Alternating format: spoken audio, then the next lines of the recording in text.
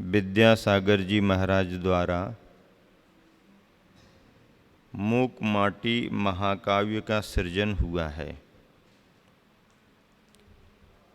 साहित्य के क्षेत्र में मूक माटी ने अद्भुत ऊंचाइयां प्राप्त की हैं, तो वहीं पर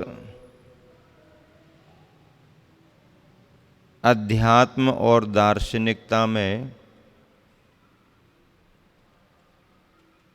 अपार गहराई प्राप्त की है। भाषा सहज भी है, सरल भी है और कहीं कहीं पर बहुत साहित्य निष्ठ भी है। प्रवाह में सरलता भी है और जहाँ जहाँ सिद्धांत को स्पष्ट किया गया है वहाँ वहाँ पर संस्कृत निष्ठ शब्द भी चयनित हुए हैं। विगत समय से आप सभी जन मूक माटी के प्रसंगों को सुन रहे हो। पहला खंड शंकर नहीं वर्ण लाभ, इसके आशय को समझा। दूसरा खंड शब्द सो बोध नहीं, बोध सो शोध नहीं। इसमें जो भी सार संदेश गुरुवर का था वो सब आप लोगों को मिला। आज तीसरा खंड प्रारंभ किया जा रहा है। इस चतुर्मास का ये योग है। राजस्थान के बागड़ इलाके की ये घाटोल धर्म नगरी का प्रबल पुण्योग मानना पड़ेगा कि मूक माटी के 2 खंड होने के बाद तीसरे खंड की चर्चा भी यहीं पर प्रारंभ हो गई। गुरुवर आचार्य श्री ने तीसरे खंड का शीर्षक दिया है पुण्य का पालन पाप प्रक्षालन। शीर्षक ही अपने आप में वजनदार है, सार गर्भित है। पुण्य के पालन की बात कही गई और पाप के प्रक्षालन की बात कही गई। जैन परंपरा में धर्म की चर्चा जो आती है वह विशुद्धता के धर्म को लेकर के, उत्कृष्ट धर्म को लेकर के तो पुण्य पाप के परे बात आती है। और ऐसा धर्म आत्मा का स्वभाव है, वीतरागता की उत्कृष्ट अवस्था है। ऐसी अवस्था जिसमें पुण्य पाप भी नहीं है, वो श्रेष्ठ आत्मधर्म है, शुद्धता का धर्म है। लेकिन उस शुद्धता के धर्म को पाने के लिए संसारी प्राणियों को, जो घर गृहस्थी के बीच में रहते हैं, उनके लिए प्रारंभिक भूमिकाओं में पुण्य और पाप का अंतर बतलाया जाता है और प्रेरणा दी जाती है कि पाप की प्रवृत्ति का परिहार करो और पुण्यवर्धिनी क्रियाओं उसका पालन करो। पाप के परिहार की प्रेरणा, पाप की प्रवृत्तियों से बचने का उपदेश जैन परंपरा में तो दिया ही गया है, बल्कि समूची भारतीय संस्कृति में भी दिया गया है। और पुण्य के पालन की प्रेरणा भी सभी को मिली है। कभी कभी पाप से बच जाने को और पुण्य के कार्यों में लग जाने को ही लोग परिपूर्ण धर्म समझ लेते हैं। धर्म तो है पर परिपूर्ण नहीं है। उसे धर्म का शुभारंभ कहा जा सकता है, धर्म की पूर्णता नहीं कही जा सकती। पाप अशुभ है, बुरा है, त्याग करने योग्य है, ये बात सही है। बचना भी चाहिए, त्याग भी करना चाहिए। इसको त्याग करके भी, पाप और अशुभ से बच करके भी यदि केवल हम पुण्य पुण्य और धर्म की पुण्य पुण्य की क्रियाओं में ही लगे रहे तो पाप का परिहार तो होगा, अच्छी बात है। पुण्य की शुभ क्रियाएं भी हमारे से जुड़ेंगी, ये भी अच्छी बात है। लेकिन पुण्य की क्रियाओं से ही हम जुड़ पाएंगे। निर्वृत्ति का धर्म, क्रियाओं से ऊपर उठ करके आत्म अनुभव का धर्म हमें क्रियाओं और प्रवृत्तियों में मिलने वाला नहीं है। इन्हीं भावों को पकड़ते हुए समय सार की शुद्ध देशना को ग्रहण करते हुए तीर्थंकर भगवंतों की वाणी का सार ग्रहण करते हुए ये बात सामने आती है कि प्रथमतः गृहस्थ और संसारी प्राणी को अशुभ से बचना पड़ता है। असुहादो विनिवृत्ति सुहे पवित्तीय जान चारितम। अशुभ से निर्वृत्ति करके शुभ में प्रवृत्ति करने का नाम चारित्र कहा है। लेकिन यह चारित्र प्रवृत्ति परक होने से व्यवहार चारित्र है। इस व्यवहार चारित्र के माध्यम से आत्मा के अनुभव रूप निश्चय चारित्र को प्राप्त किया जा सकता है। वह सीढ़ी, वह कदम अगला है। ऐसा ही भाव गुरुवर के ख्याल में आया और उत्कृष्टता में समय सार में जिस धर्म का अनुभव या कथन किया गया है उस कथन को ध्यान में रखते हुए प्रथमतः पुण्य और पाप का फर्क बतलाते हुए गुरुवर ने अपने तीसरे खंड का शीर्षक ही सुनिश्चित किया कि पुण्य का पालन, पाप प्रक्षालन। एक में पालन लगा है और एक में प्रक्षालन लगा है। पालन स्वीकार किया जाता है, ग्रहण किया जाता है, जीवन का अंग बनाया जाता है। और प्रक्षालन में सब कुछ जो बाहर बाहर का आया है उसे बाहर कर दिया जाता है। बाहर बाहर से जो आया है उसको बाहर कर दिया जाता है। इस तीसरे खंड की चर्चा में विषय आ रहा है, गुरुवर ने मूकमाटी में लिखा है। खंड तीसरा प्रारंभ हो रहा है। पंक्तियां हैं, जब कभी धरा पर प्रलय हुआ, यह श्रेय जाता है केवल जल को। जब कभी धरा पर प्रलय हुआ तो यह श्रेय जाता है केवल जल को। धरती को शीतलता का लोभ दे इसे लूटा है, इसलिए आज यह धरती धरा रह गई है। ना ही वसुंधरा रही, ना वसुधा। ना ही वसुंधरा रही, ना वसुधा। और वह जल रत्नाकर बना है। और वह जल रत्नाकर बना है, बहा बहा कर धरती के वैभव को ले गया है।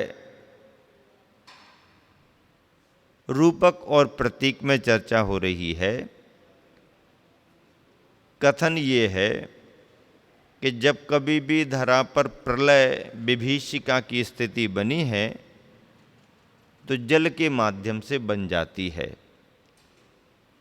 जल का स्वभाव है शीतलता देना, अच्छी बात है, लेकिन काव्य में कुछ विशेष बातों को लेकर के गुरुवर का चिंतन कह रहा है कि धरती को शीतलता का लोभ दे,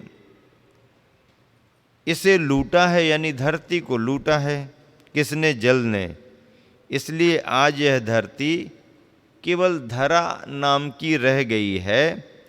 धरा रही है पर धरा में कुछ धरा नहीं। इस धरा का बहा बहा करके जल ले गया, और बहा बहा करके धरती में से निकाल निकाल करके जल ले गया और जा करके समुद्र में छिपा दिया। समुद्र में सब ले जा करके रख दिया। अब धरती को धरा कहो तो करते रहो, पर धरती में जो धरा था, रखा था, वो तो पानी में बह के निकल गया।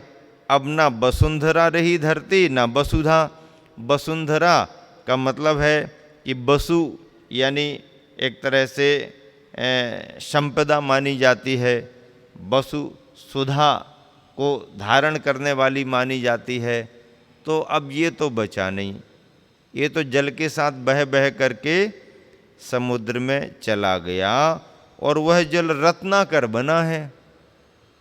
अब जल के पास रतन कहाँ से आ गए? जल में रतन थे क्या? नहीं, ये तो धरती के रतन बहा बहा करके ले गए और समुद्र में छिपा छिपा करके रख दिए।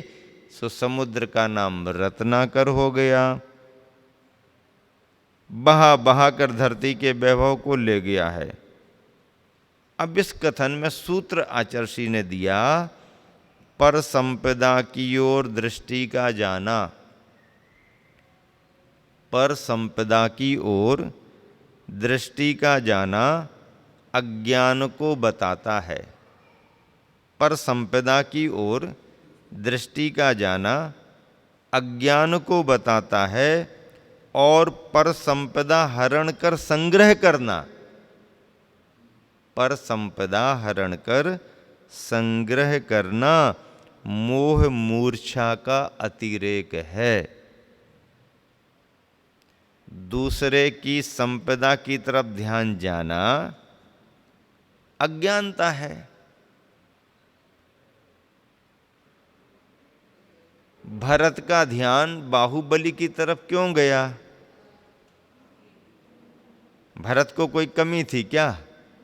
कमी तो थी नहीं। उनका ध्यान नहीं भी गया होगा तो किसी ने ध्यान दिला दिया कि तुम्हारा जो चक्र रत्न है वो इसलिए प्रवेश नहीं कर रहा। किस लिए प्रवेश नहीं कर रहा? कि आपके 6 खंड के राज्य में कुछ राज्य का भाग ऐसा है जो सम्मिलित होने को तैयार नहीं है। कौन सा राज्य है वो? तुम्हारे भैया बाहुबली का है ना, पोदनपुर। वो मिलने को तैयार नहीं है। अच्छा, कोई नहीं बताता तो ध्यान नहीं जाता, लेकिन ध्यान इसलिए गया कि चक्र रत्न अयोध्या नगरी में प्रवेश नहीं किया। इसका मतलब कुछ जगह शेष थी। तो पर संपदा की ओर दृष्टि का जाना अज्ञान को बताता है। अगर दृष्टि मात्र गई है तो अज्ञानता है, लेकिन दृष्टि जाने पर फिर संपदा को ग्रहण करने का भाव आ गया। मिला लो तो पर संपदा हरण कर संग्रह करना मोह मूर्छा का अतिरेक है। मोह मूर्छा का अतिरेक है। यह अति निम्न कोटि का कर्म है, अच्छा कर्म नहीं है, निम्न कोटि का, जघन्य कोटि का कर्म है। सौ पर को सताना है, दूसरे को भी परेशान करना और स्वयं भी परेशान होना। नीच नरकों में जा जीवन बिताना है, इस क्रिया से नरकों में जाना पड़ता है। ये संदेश हो गया। सूत्र ऊपर दे दिया, पर संपदा की ओर दृष्टि का जाना अज्ञान को बताता है, ये सूत्र है। संदेश क्या है? ऐसा करने पर, दूसरे के द्रव्य का हरण कर संग्रह करने पर, मोह मूर्छा का अतिरेक होने पर स्वपर को सताना और फिर नरकों में जाकर के जीवन बिताना। अब क्या है फिर? यह निंद कर्म करके जलधि ने जड़धि का, जलधि, जलधि किसको कहते हैं? समुद्र का नाम जलधि है। ऐसा कार्य करके जलधि ने, समुद्र ने जड़धि, जड़धि, जड़धिया, जड़धिया अर्थात जट बुद्धि, जड़ बुद्धि, मूढ़ बुद्धि का परिचय दिया, बुद्धिहीनता का परिचय दिया है। जलधि ने जड़धि का अर्थात अज्ञानता की बुद्धि का, यानी बुद्धिहीनता का परिचय दिया है।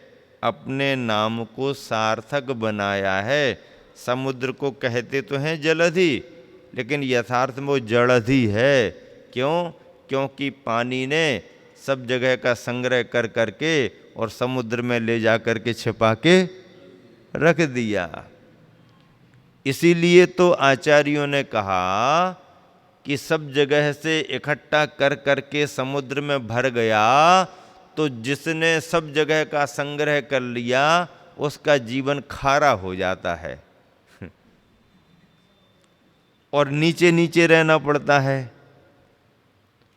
और जो दूसरों को देते रहते हैं उनका जीवन ऊपर ऊपर रहता है। तो बादलों ने सभी को पानी देना शुरू कर दिया, तो बादल कहाँ रहते हैं? बादलों ने सभी को जल का दान करना शुरू कर दिया, तो बादल कहाँ रहते हैं? ऊपर रहते हैं। और समुद्र ने संग्रह करना शुरू कर दिया, तो जोड़ जोड़ करके समुद्र खारा हो गया। मीठा मीठा पानी भी गया तो खारा हो गया। और देखो एक बात और है, नीतिकार कहते हैं कि बादल कितने ही जल से भरे हुए क्यों ना हो, जब तक वह पानी का दान नहीं करते तो काले काले रहते हैं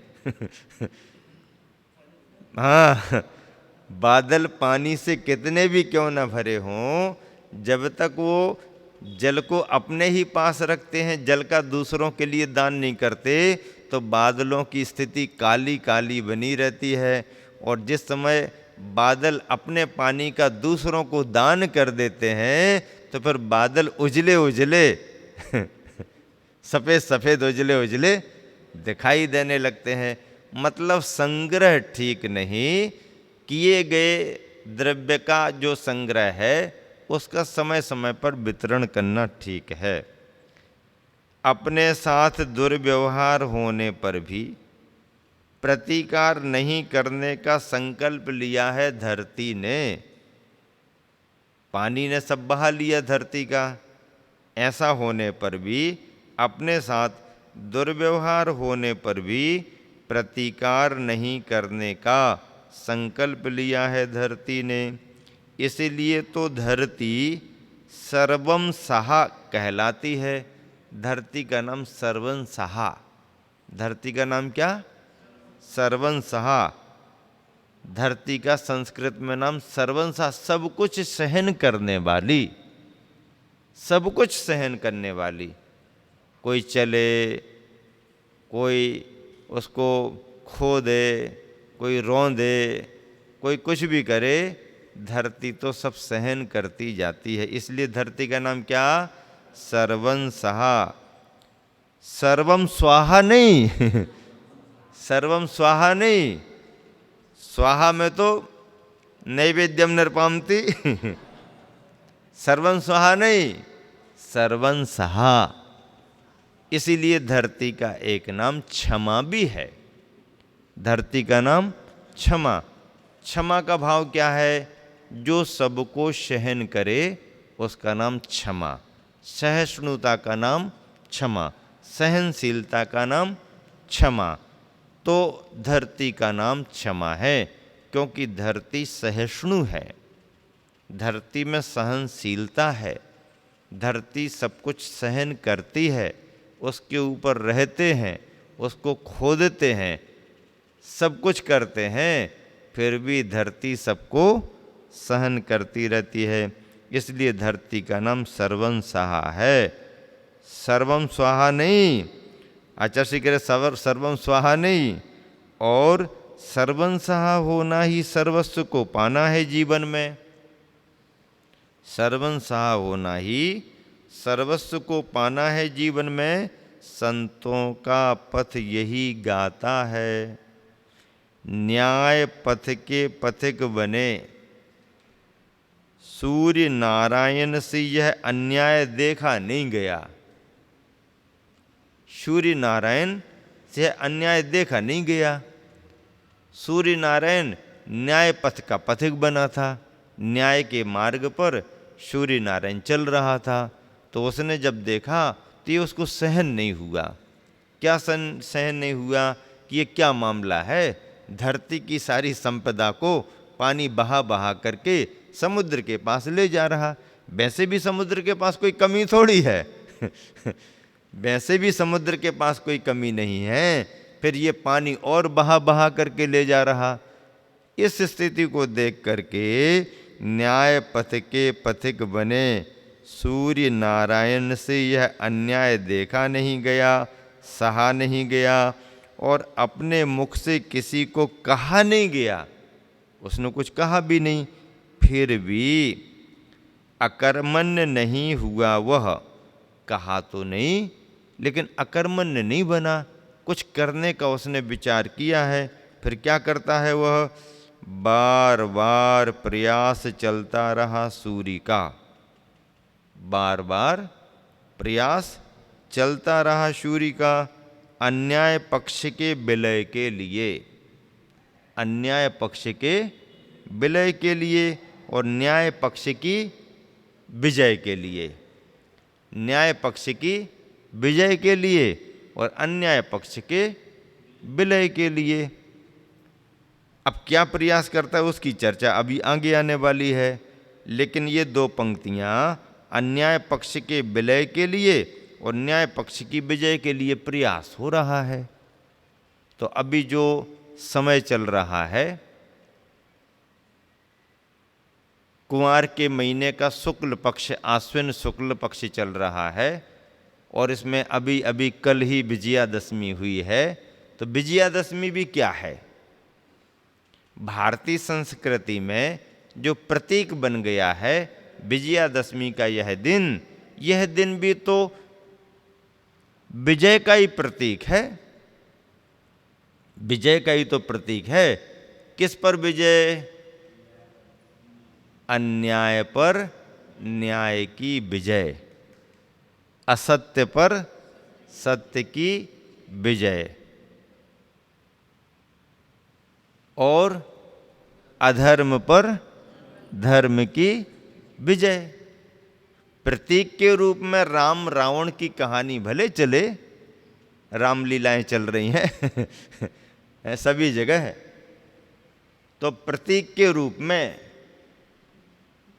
राम रावण का पक्ष भले बतलाया जाए, पर यह कभी हुआ राम रावण का पक्ष? लेकिन आज तो दो विचारधाराएं हैं, एक अन्याय की विचारधारा, एक न्याय की विचारधारा। एक असत्य की विचारधारा, एक सत्य की विचारधारा, एक अधर्म की विचारधारा, एक धर्म की विचारधारा। महीने के दो पक्षों में एक कृष्ण पक्ष है और एक शुक्ल पक्ष है। तो कृष्ण पक्ष पर शुक्ल पक्ष की विजय, एक तरफ राम है, एक तरफ रावण है। राम कुछ करना नहीं चाह रहे थे, राम तो केवल यही कह रहे थे कि रावण बस अभी भी समय है। और रावण अपने बल में, अपने अहंकार में ऐसा था कि मेरे सामने कौन टिक सकता है। राम होंगे, राम अयोध्या के जमीन पर चलने वाले हैं, हम तो विद्याधर हैं। हाँ, रामचंद्र जी तो भूमि गोचरी हैं, जंगलों में रह रहे हैं। अयोध्या से वैसे ही निकाल दिया उनको, हमारी लंका में आके क्या करेंगे? और लंका में ऐसे आ सकते हैं क्या? अभेद्य किला बना हुआ है, पद्म पुराण पढ़ो, सब बातें उसमें लिखी हैं। तो रावण को कोई चिंता ही नहीं, लेकिन रावण ये भूल गया कि प्रयास पुरुषार्थ यदि कोई निरंतर करे तो अभेद्य किले को भी भेदा जा सकता है। और फिर कल की विजयादशमी को जो कथानक कहता है, जो संदर्भ कहते हैं, जो भारतीय किंवदंतियाँ कहती हैं, जो कथानक दिखलाए जाते हैं, उसमें कल रावण का अंत हुआ और राम की विजय हुई। विजयादशमी इस रूप में दशहरा के रूप में याद की जाती है। अब दशहरा का मतलब क्या? तिथि तो विजयादशमी है। अब विजयादशमी को दशहरा क्यों कहा? ये कौन सा शब्द आ गया दशहरा? तो दशहरा का मतलब ये है कि जो प्रतीक रावण दिखाया जाता है और प्रतीक में जो उसके 10 चेहरे दिखाए जाते हैं, तो वो 10 चेहरे वाला हरा गया। उसने हरा था, सो ये भी हरा गया, हरा गया, हारा गया। हाँ, तो दशहरा, दशहरा 10 चेहरे वाला गया। पिछले दिनों में हमने सुनाया था ना, आप लोग एक एक रथ की बात करते। हमारे नगर में एक रथ निकलता, हमारे नगर में 2 रथ निकलते हैं, रथों की बात करते। हम एक रथ 2 रथ की बात नहीं करते, हम तो 10 रथ की बात करते हैं। किसकी बात करते हैं? 10 रथ की बात। एक रथ 2 रथ की क्या बात करो? बात करो 10 रथ की करो। क्यों करो 10 रथ? अरे 10 रथ की बात नहीं करेंगे तो रामचंद्र जी कहाँ से आएंगे? तो रामचंद्र जी को यदि आपको पाना है तो दशरथ की बात करना ही पड़ेगी। दशरथ के बगैर रामचंद्र जी आ नहीं सकते।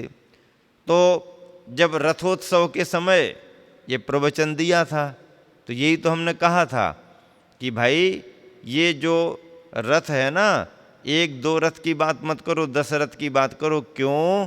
क्योंकि अभी अभी 10 लक्षण धर्म हुआ है, और वो 10 लक्षण धर्म दशरथ का प्रतीक है। 10 धर्म किसके प्रतीक हैं? हाँ, तो एक तरफ रावण, एक तरफ राम, एक तरफ रावण, एक तरफ राम। तो रावण के जब 10 मुख हो सकते हैं, रावण के 10 मुख हो सकते, वैसे तो रावण का एक ही मुख था। जैन परंपरा में तो रावण एक मुखी ही था, नारायण था, प्रति नारायण था, एक मुखी था। लेकिन उसके गले में जो हार था, उसकी मणियों में 9 मणियों में एक एक मणि में एक एक चेहरा और दिखाई देता था। तो मणियों के 9 चेहरे और एक चेहरा उसका, ऐसे 10 चेहरे वाला 10 आनन दशानन, 10 आनंद दशानन कहलाया। तो जब संसार में अन्याय और अनीति रूप रावण के 10 आनंद 10 चेहरे हो सकते हैं, तो संसार में धर्म, न्याय और नीति रूप राम के 10 चेहरे क्यों नहीं हो सकते? जैन परंपरा में आने वाले 10 लक्षण धर्म ये राम के 10 चेहरे हैं, आत्म राम के। बाहर के राम का तो एक ही चेहरा था, लेकिन आत्म राम के 10 धर्म के रूप में 10 चेहरे हैं। तो इस तरह से आज इस समय चतुर्मास के बीच में जो विजयादशमी की चर्चा कल आपने सुनी, आज 11 की तिथि है, तो वह विजयादशमी भी दशहरा से संबंधित है। 10 चेहरे वाले रावण का हरा गया, अर्थात उसका अंत हुआ और अन्याय पर न्याय की विजय हो गई। यहाँ पर मूक माटी भी ऐसे ही संदर्भों को प्रेरित कर रही है कि अन्याय पक्ष के विलय के लिए, न्याय पक्ष की विजय के लिए सूर्य न्याय का प्रतीक बन करके आगे आया। और फिर क्या किया उसने? अब जब न्याय का प्रतीक बन गया है सूर्य, तो क्या किया उसने? लो प्रखर प्रखरतर अपनी किरणों से जलधि के जल को जला जला कर सुखाया। अब सूरज ने कहा कि तुमने सब छिपा छिपा करके रख लिया, अब हम देखते हैं तुम्हारे लिए। तो प्रचंड प्रभाकर सूर्य ने समुद्र के जल को सुखाना शुरू कर दिया। प्रखर प्रखरतर अपनी किरणों से जलधि के जल को जला जलाकर सुखाया। चुराकर भीतर रखा हुआ अपार धन वैभव दिख गया। हाँ, चुराकर भीतर रखा हुआ अपार धन वैभव दिख गया। सुरों सुराधिपों को, किनको दिख गया? देवताओं को, देवताओं के स्वामी इंद्रों को, सुराधिपों को दिख गया। इस पर भी स्वभाव तो देखो, जला हुआ जल बाष्प में ढला। पानी सूख तो गया समुद्र का, लेकिन बाष्प में ढल गया, और बाष्प में ढल गया तो जलद बना, जल बरसाता रहा, फिर बादल बन करके पानी बरसाता रहा और अपने दोष छद्म छुपाता रहा। जो पानी का दोष था वो छिपाता रहा।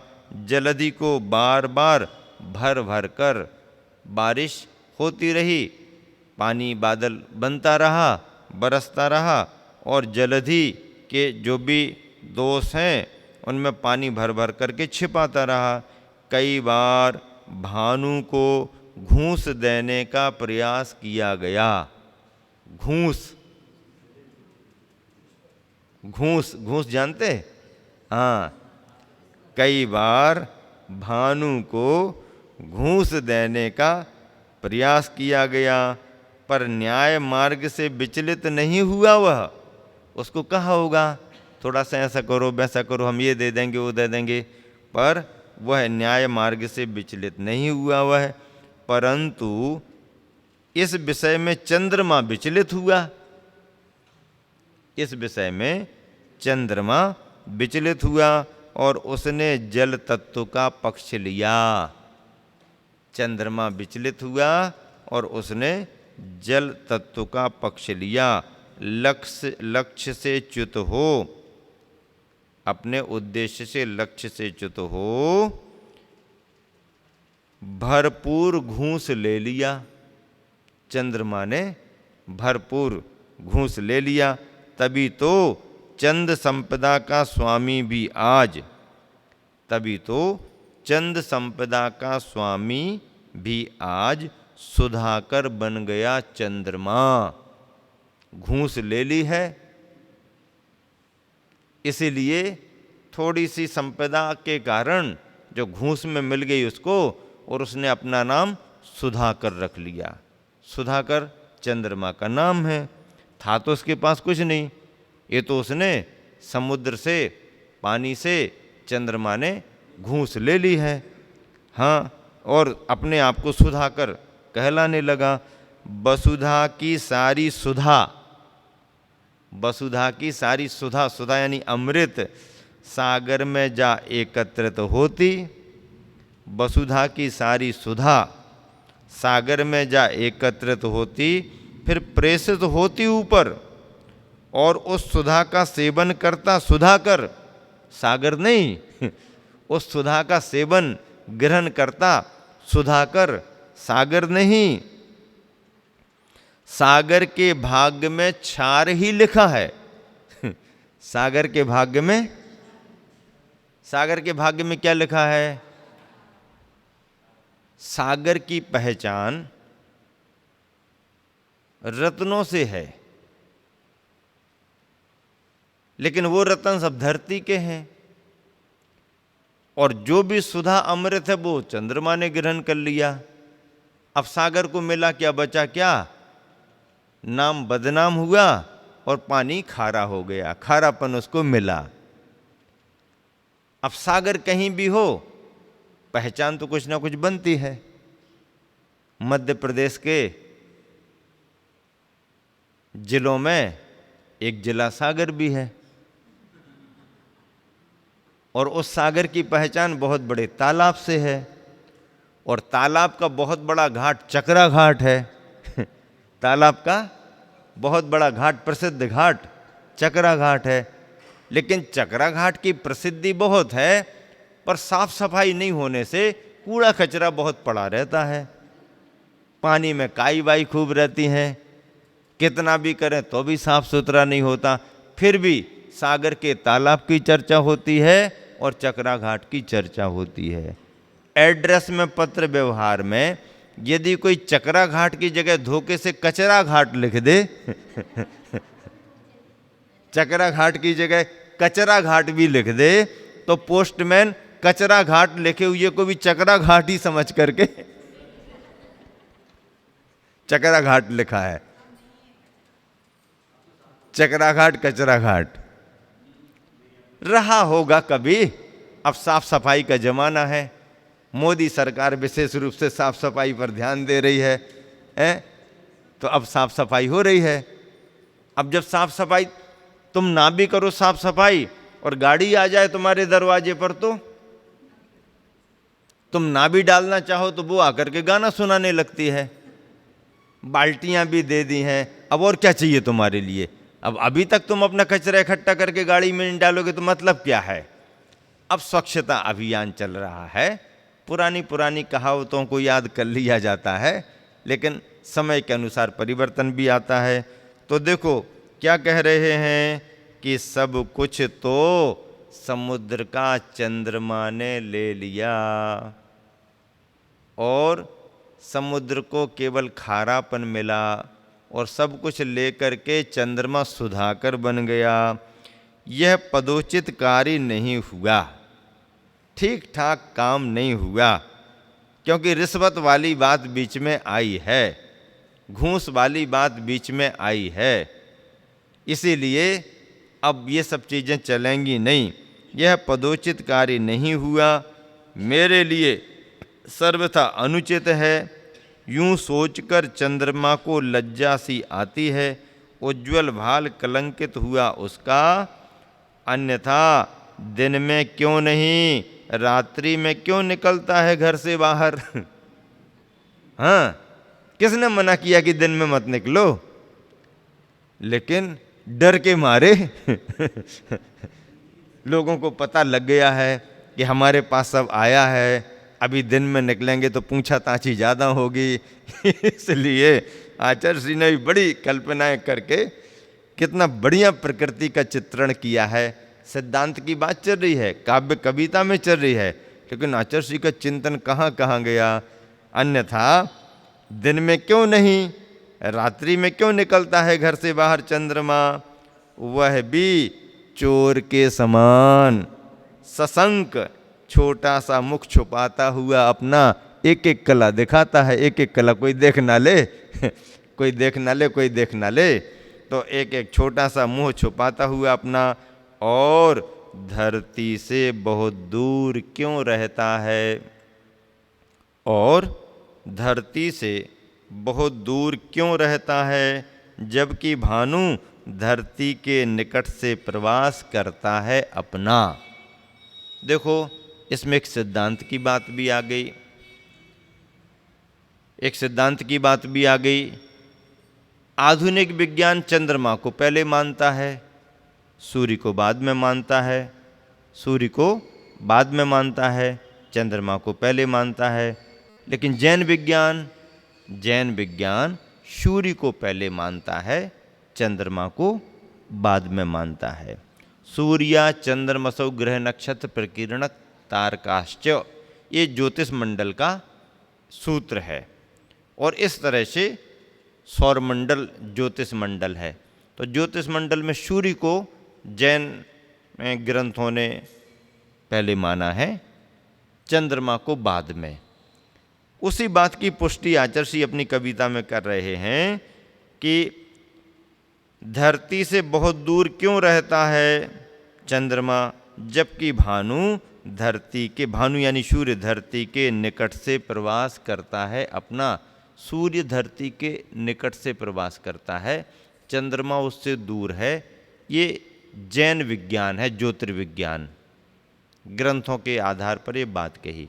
लेकिन आधुनिक विज्ञान ऐसा नहीं मानता। आधुनिक विज्ञान चंद्रमा को पहले मानता है, सूर्य को बाद में मानता है। अपने यहाँ पर जैन ग्रंथों में सूर्य पहले है, चंद्रमा बाद में है। जब सूर्य को ही हम क्रॉस नहीं कर सकते तो चंद्रमा तक कैसे पहुँचेंगे? पर अभी जो चर्चाएं चल रही हैं चंद्रमा पर पहुँचने की, पहुँच रहे हैं, फोटो आ रहे, तो वो जो जैन ग्रंथों में मान्य चंद्रमा है वहाँ ना पहुँच करके और भी उसी तरह के कोई पिंड हैं, उपग्रह बहुत हैं, सौर मंडल में बहुत बहुत बड़े बड़े उपग्रह हैं। तो जो भी जिस उपग्रह पर गए वहाँ उनको जो भी जल जीवन मिला उसके अनुसार वो उसे चंद्रमा मान करके चल रहे तो चले। और उसमें उनकी जो भी है वो सैटेलाइट से वो सब कनेक्शन करके सब दिखाते हैं, बताते हैं। तो दिखाते हैं, बताते हैं, तो अपन अमान्य कैसे करें? लेकिन वो जो मान रहे हैं वो जैन ग्रंथों के हिसाब से स्वीकार करने योग्य नहीं है। फिर भी कुछ ना कुछ कर रहे हैं, कहीं ना कहीं पहुंच रहे हैं, अच्छी बात है और उपलब्धियां होना भी चाहिए। तो अब ये हो गया। खेद है चंद्रमा का ही अनुसरण करती हैं ताराएं भी। खेद है चंद्रमा का ही अनुसरण करती हैं ताराएं भी। इधर सागर की भी यही स्थिति है, इधर सागर की भी यही स्थिति है। चंद्र को देखकर उमड़ता है। अब देखो 60 गांठ है इनकी चंद्रमा को देखता है तो समुद्र उमड़ता है, खुश होता है, प्रफुल्लित होता है। चंद्रमा को देख करके उमड़ता है और सूर्य को देख करके उबलता है हाँ, सूर्य को देख करके उबलता मतलब न्याय पथ का पथिक आ रहा है तो उसको देख करके उबल रहा है। और अपनी 60 गांठ वाला चंद्रमा आ रहा है तो उसको देख करके खुश हो रहा है। खेद है चंद्रमा का ही अनुसरण करती हैं ताराएं भी। इधर सागर की भी यही स्थिति है, चंद्र को देखकर उमड़ता है और सूर्य को देख करके उबलता है। यह कटु सत्य है कि अर्थ की आँखें, यह कटु सत्य है कि संदेश देखो क्या है, अर्थ की आँखें परमार्थ को देख नहीं सकती। अर्थ की आँखें परमार्थ को देख नहीं सकती। जिसकी दृष्टि में पैसा ही है लक्ष्य, पैसा ही लक्ष्य है जिसकी दृष्टि में, वह धर्म की बात, कर्म की बात कोई भरोसा नहीं। वो बाद में सुनेंगे, वो बाद में बताना। तो अर्थ की आँखें परमार्थ को देख नहीं सकती। अर्थ की लिप्सा ने बड़ों बड़ों को निर्लज्ज बनाया है। यह बात निराली है कि मौलिक मुक्ताओं का निधान सागर भी है। यह बात निराली है कि मौलिक मुक्ताओं का निधान यानी भंडार सागर भी है।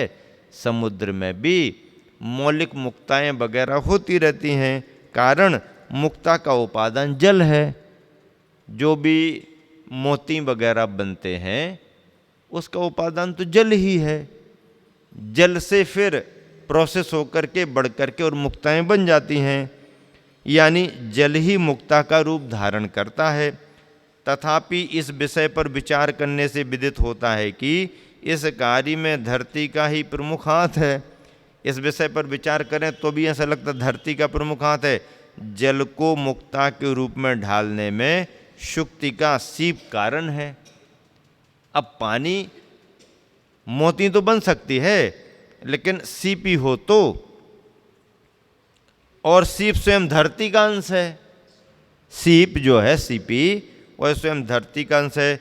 स्वयं धरती ने सीप को प्रशिक्षित कर सागर में प्रेषित किया है। धरती ने ही उसे प्रशिक्षित करके और सीपी को सागर में प्रेषित किया है। जल को जड़त्व से मुक्त कर, जल को जड़त्व से मुक्त कर मुक्ता फल बनाना है।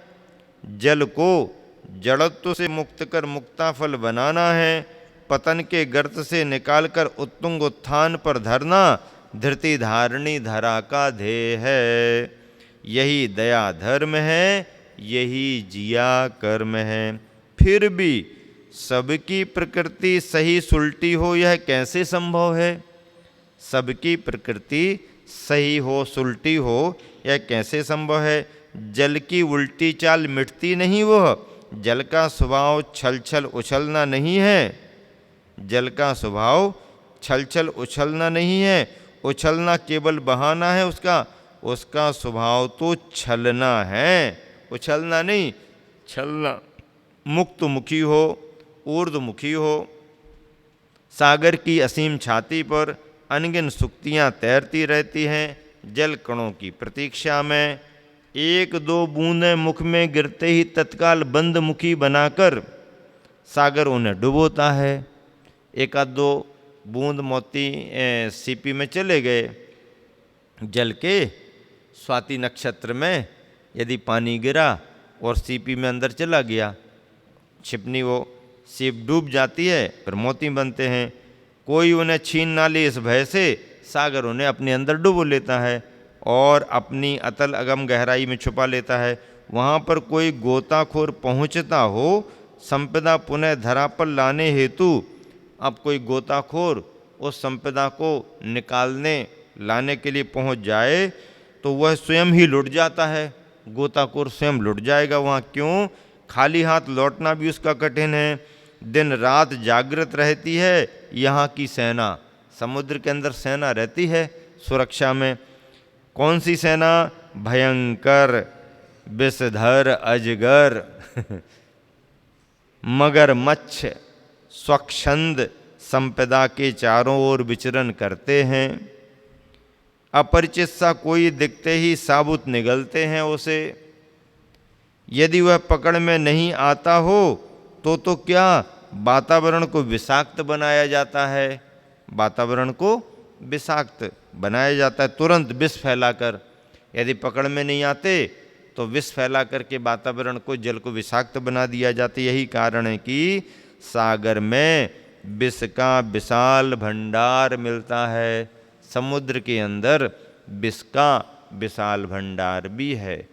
समुद्र के अंदर क्या क्या भरा है मालूम है आपको? कितने रत्न भरे हैं? श्री मणिरंभा वारुणी यमी शंख गजराज धनवंतर धनु धैनु शशि कल्प वृक्ष विषबाज। ये कितने लिखे हैं? कहानी आती ना हिंदू समाज में कि जब समुद्र का मंथन हुआ है, मंदार पर्वत को मथानी बनाई है और किसको, नाग को रस्सी बनाई और देवता और दानव लगे खींचने के लिए और समुद्र का मंथन किया। सब निकल आया, सब निकाल लिया। अच्छा अच्छा सब लेने को तैयार है बाकी ये कौन करेगा? अब विष बचा है तो कौन लेगा? ये सब बातें हैं। तो सागर में विष का विशाल भंडार है। अमृत भी है, विष भी है। भयंकर जली जंतु हैं, मगरमच्छ हैं, घड़ियाल हैं बड़े बड़े, रत्न भी भरे पड़े हैं, मोती मुक्ताएं भी भरी पड़ी हैं। समुद्र में सब है।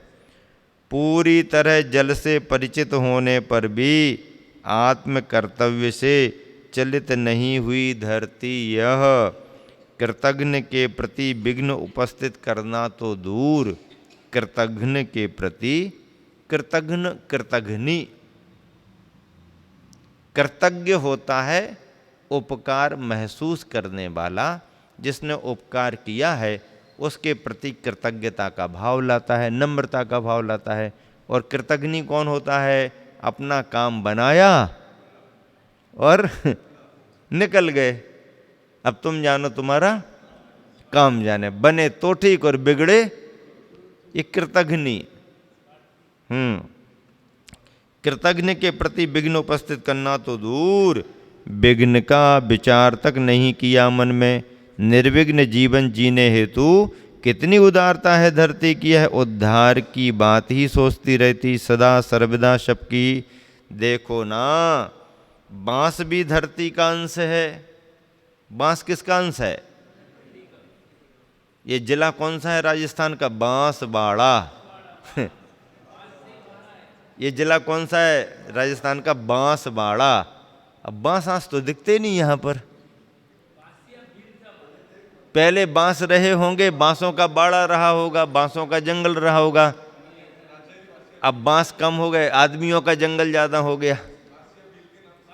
अच्छा अच्छा अच्छा, ठीक है, वो जिसके नाम से रहा वो इतिहास जानो। बांसवाड़ा का सीधा सीधा अर्थ है, जैसे पद्म पुराण में बंसगिरी आता है। बंसगिरी, बंसगिरी क्यों नाम रखा? ऐसा पहाड़ जहाँ पर बांसों बांसों के पेड़ बहुत लगे, झुरमुटे बहुत लगे। उस जंगल में जाते जाते रामचंद्र जी ने विश्राम किया, रुके कुछ समय के लिए, राम लक्ष्मण सीता। और अब जब चतुर्मास वगैरह करेंगे, वर्षावास आ गई है तो 2 महीने रुकेंगे, समय निकालेंगे तो भगवान के दर्शन करना, पूजन करना आदि आदि। तो उन्होंने वहाँ रहने के साथ साथ अपनी कुटिया और जो भी बनाना उसको बनाने के साथ साथ मंदिर भी स्थापित किए। पद्म पुराण में आता है, आषाढ़ का महीना आते ही, बारिश होते ही अब जंगलों में ये सोचने लगे कहाँ रुकेंगे, क्या करेंगे। तो एक वृक्ष में कोई यक्ष रहता था, वो इनके मन को भांप गया, समझ गया ये नारायण बलभद्र हैं, दुविधा में है, वर्षा काल सामने आ रहा है, कहाँ पर विश्राम करेंगे, रुकेंगे। तो उसने ऐसी नगरी बना दी, राम नगरी बन गई। राम नगरी बन गई, खूब आराम से दरबार लगने लगा वहीं पर। लोग आश्चर्यचकित होने लगे, कौन आ गए, कहाँ आ गए। जो भी जाए उनको किमिक्षक दान सब मिले। और उसके पहले जब गर्मी में परेशान होते हुए राम लक्ष्मण सीता जा रहे थे, सीता बहुत थक गई, गर्मी में प्यास लगी, तो उसने कहा कुछ देर के लिए रुको, विश्राम के लिए कहीं देखो स्थान छायादार। तो लक्ष्मण जी ने एक ब्राह्मण की यज्ञशाला देख ली। वो ब्राह्मण कहीं बाहर गया था और उन्होंने देखा खाली जगह है, थोड़ी देर विश्राम कर लो। अब ये लोग विश्राम करने लगे, इतने में ब्राह्मण आ गया, देख करके बहुत गर्म हो गया, हमारी यज्ञशाला अपवित्र कर दी, तुम कौन हो, कहाँ से हो, कैसे हो, क्यों आए, ऐसा वैसा करके। इन्होंने कोई जवाब नहीं दिया। देखो, बलभद्र नारायणों के साथ भी ऐसी ऐसी स्थिति बन सकती है, बन सकती कि नहीं बन सकती? बनी ही है। और उसने कमजोर था, साधारण वर्ग का था, लकड़ियां बीनने को जाता था, काम चलाता था, यज्ञशाला चलाता था। और उस ब्राह्मण ने तीनों को डांटते फटकारते हुए अपनी यज्ञशाला से निकाल दिया। लक्ष्मण को गुस्सा तो बहुत आई, लेकिन रामचंद्र जी ने उनको इशारा कर दिया कि बोलना कुछ नहीं, निकल लो, अपनी जगह थोड़ी है। तो लक्ष्मण अंदर अंदर दबा करके रह गए, अन्यथा लक्ष्मण जी हाँ देखो। तो फिर लेकिन कुछ नहीं, विरोध नहीं किया और निकल गए। और जब चतुर्मास के काल में रामनगरी बन गई, खूब मिलने लगा है सब लोगों को, जा जा करके ले करके आने लगे। इस ब्राह्मण के मन में भी आया, अपन भी बहुत परेशान हैं, चलो कोई रामनगरी बनी हुई है। और ये सब सपरिवार पहुंचे लेने के लिए, और जैसे ही द्वार से प्रवेश कर रहे थे, लक्ष्मण जी खड़े हुए देखे। रामचंद्र जी बैठे हैं, सीता बैठी और लक्ष्मण जी खड़े हैं। और लक्ष्मण जी का चेहरा जैसे ही देखो, अरे ये तो वही है जिसको हमने, तो पीछे पीछे हुआ, पीछे पीछे मुड़ करके भागने को हुआ। रामचंद्र जी की नजर पड़ गई, अरे ये कोई आदमी आया है, डर करके भाग रहा है। लक्ष्मण को इशारा किया, लक्ष्मण। लक्ष्मण ही को इशारा किया, देखो डर करके कौन वापस जा रहा है। अब लक्ष्मण जी पीछे पीछे गए पता लगाने कौन है, तो वो देखे कि लक्ष्मण आ रहे तो और भागे। और ये उसको बुला रहे, रुको भाई डरो नहीं। अब तो कह रहे डरो नहीं, मन में तो डर बैठा हुआ है। मुश्किल से वो रुका, पूछताछ की, तो उसने कहा मैं जो रामगिरी बनी है, राम से मिलने के लिए आया हूँ, मेरी ये समस्या, चलो मेरे भ्राता है, मैं मिलवाता हूँ। और आए, उसने अपनी परेशानी सुनाई और रामचंद्र जी ने सहयोग किया।